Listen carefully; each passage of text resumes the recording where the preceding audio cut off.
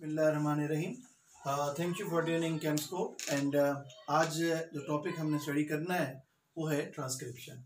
Transcription is a first part of gene expression, and during the transcription DNA make a copy of messenger RNA, and this messenger RNA come into the cytoplasm where it is translated by tRNA and the protein synthesis takes place. Now how the transcription takes place, कैसे होती है? ये continuous process होता है बेटा, लेकिन scientist इसको अपने कन्वीनियंस के लिए 3 स्टेप में डिवाइड करते हैं। एक है इनिशिएशन, एक है इलोंगेशन और एक है termination. Starting with the first one, initiation. Initiation के अंदर जो पहला चीज हमें इल्म होनी चाहिए वो है पॉलीमरेज एंजाइम। अनलाइक रेप्लिकेशन, इसके अंदर एक ही एंजाइम होता है जिसका नाम है आरएनए पॉलीमरेज एंजाइम। ये जो आरएनए पॉलीमरेज होता है, एक जो है इसकी एक सिमिलैरिटी है डीएनए पॉलीमरेज के साथ और एक डिफरेंस भी है। सिमिलैरिटी क्या है कि ये भी ऐड करेगा nucleotide around the three and. ये 3 एंड पर न्यूक्लियोटाइड ऐड करता है। और इसका डिफरेंस क्या है कि हमने रेप्लिकेशन में पढ़ा था कि रेप्लिकेशन में प्राइमर चाहिए था इसको for the working of DNA polymerase, लेकिन आरएनए पॉलीमरेज को किसी किस्म का प्राइमर रिक्वायर्ड नहीं होता। So the process of transcription जो है mainly under the control of RNA polymerase enzyme. अब जो पहली चीज है वो है प्रोमोटर रीजन। ये आपको अलाउंग द डीएनए फ्रैगमेंट मिलेगा। प्रोमोटर रीजन डिफर करता है आपके यूकैरियोट्स में और प्रोकैरियोट्स में। प्रोकैरियोट्स में ये TTGS ये है जो कि 35 सीक्वेंस है और आपका TAT है जो कि 10 सीक्वेंस में है। इसी तरीके से यूकैरियोट्स में ये टाटा बॉक्स है 25 सीक्वेंस पे और कैट बॉक्स है 70 सीक्वेंस पर। अब ये जो रीजन्स होती हैं, इन रीजन्स के ऊपर आकर आपका आरएनए पॉलीमरेज जो है वो अटैच हो जाता है और ये इसको रिकॉग्नाइज करता है। Second one, core enzyme and hollow enzyme. हमें मालूम है कि जो आपका आरएनए पॉलीमरेज एंजाइम है उसमें बेटे 2 बीटा यूनिट होते हैं। ये एक बीटा यूनिट है, ये एक बीटा यूनिट हो गया और इसी तरीके से इसके साथ साथ 2 अल्फा यूनिट होते हैं। ये आपका अल्फा यूनिट है और इसी के साथ ये दूसरा अल्फा यूनिट आ गया और एक और अगर आप इसके साथ टर्न करेंगे तो ये आपका बीटा यूनिट आ गया। इसे हम कहते हैं कोर एंजाइम। ये आपका कोर एंजाइम कहलाता है, कोर एंजाइम। इस कोर एंजाइम के साथ एक और चीज अटैच होती है जिसे हम कहते हैं सिग्मा फैक्टर। ये आपका सिग्मा फैक्टर होता है, इसे हम सिग्मा फैक्टर कहते हैं।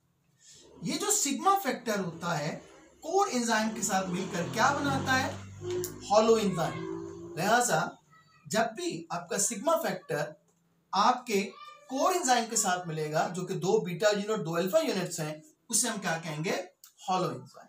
सिग्मा फैक्टर का काम क्या होता है, करेक्ट अटैचमेंट। ये कोर एंजाइम्स को, ये आपको नजर आ रहा होगा, ये कोर एंजाइम को करेक्टली अटैच करने के बाद कहां पर, प्रोमोटर रीजन के बाद रिलीज हो जाता है और रेस्ट ऑफ द वर्क जो है वो आपका कोर एंजाइम करता है।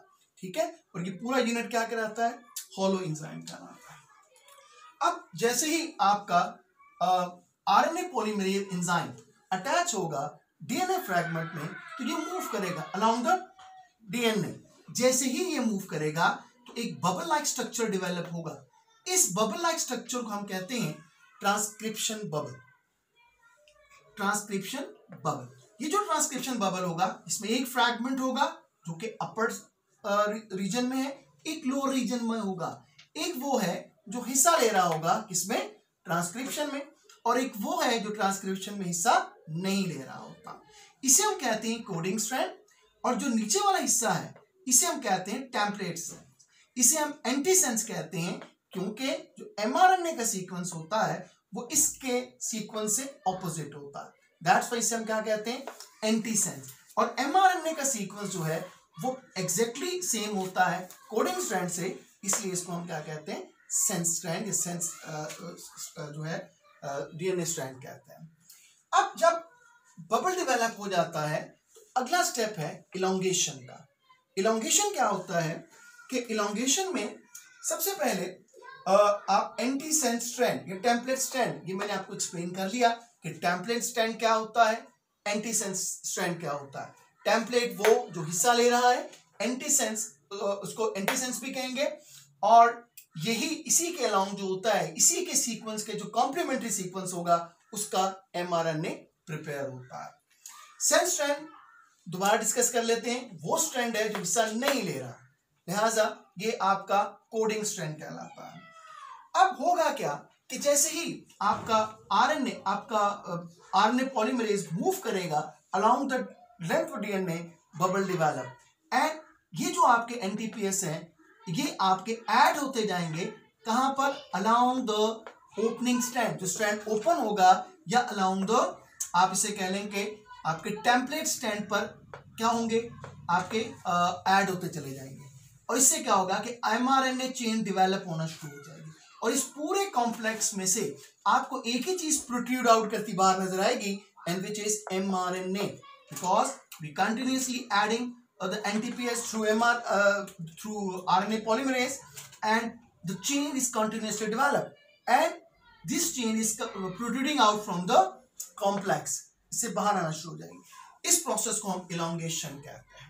टर्मिनेशन कब होगी बेटे, जब मैसेज होगा किसका, प्रोटीन सिंथेसिस का, वो टर्मिनेट होगा, खत्म होगा, तो वहां पर टर्मिनेशन होगी। ये टर्मिनेशन जो है स्टॉप कोडॉन के थ्रू भी होती है, और ये टर्मिनेशन जो होती है जीसी हेयरपिन के थ्रू भी होती है।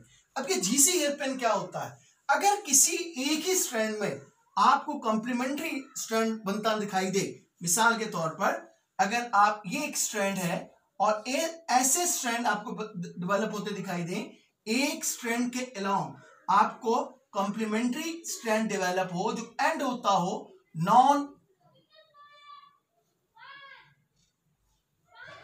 ऐसे जो एंड हो रहा हो नॉन बाइंडिंग न्यूक्लियोटाइड्स के ऊपर, इसे हम कहते हैं बेटा जीसी हेयरपिन। ये इनरिच होता है इसमें ग्वानिन और साइटोसिन के अंदर, ये टर्मिनेशन एंड होता है।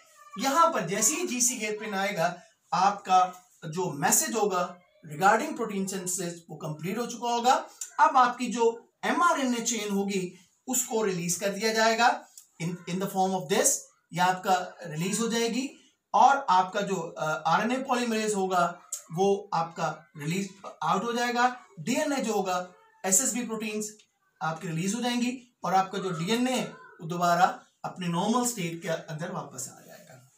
सो ये है बेटा ट्रांसक्रिप्शन की समरी एक बार फिर हम कर लेते हैं, और वो क्या है बेटा कि the process in which mRNA messenger RNA develop from the DNA molecule.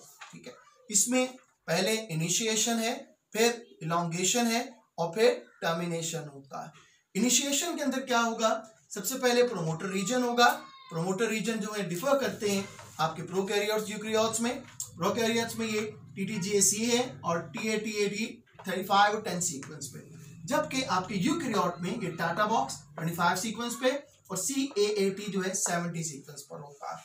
इसके बाद हमें मालूम है कि आपका जो पॉलीमरेज एंजाइम है, RNA polymerase, it's the only enzymes in the process of transcription, उसके दो यूनिट्स हैं, दो बीटा दो अल्फा, इसे हम कोर एंजाइम कहेंगे। ये आपका सिग्मा फैक्टर है। सिग्मा फैक्टर का काम है correct attachment on the promoter side.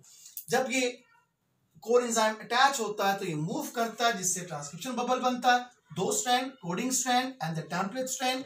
Coding strand not taking part in the transcription process, template strand taking part in the transcription process.